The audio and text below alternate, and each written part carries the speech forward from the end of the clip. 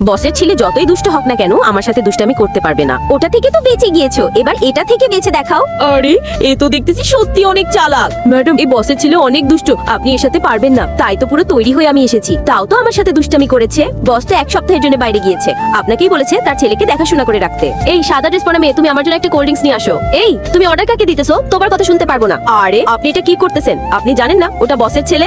বসের ছেলে তো কি হয়েছে? আরে আমার তো মনে হচ্ছে আমি ভুল মেয়ের সাথে পাঙ্গা নিয়েছি। বাবু চল আমরা কোথাও বাইরে থেকে ঘুরে আসি। ওই মেয়ে তো আমাকে বাইরে খাবার খেতে নিয়ে আসে, কতক্ষণ তো দেখতেছি শুধু ফটোই তুলতেছে, আমাকে তো খাইতেই দিচ্ছে না। এখন খেও না, আমি তো শুধু ফটোই তুলতেছি। ম্যানেজার বস এখনই আপনাকে অফিসে ডাকতেছে। ওকে এখনই আসতেছি, আজকে তো আমার না খেয়ে থাকতে হবে। এনি আমার মনে হচ্ছে আমার ছেলে তোমাকে অনেক বিরক্ত করেছে। না বস কি বলতেছেন, ও আমাকে একটু বিরক্ত করে না। যিনি ভুল ভাবতেছো, ও আমার ছেলে না। দিদি ওটা তোমার চাচু, তুমি আমার চাচি হয়ে যাও। দিদি আমি তো জানি আমার চাচুকে তুমি অনেক পছন্দ করো। তখনই তো আমি আরিয়ানের মুখটা চেপে ধরি, আর তখনই আমি প্রিন্সের উপরে পড়ে যাই। আমি এদের দুজনের সাথে থাকবো না।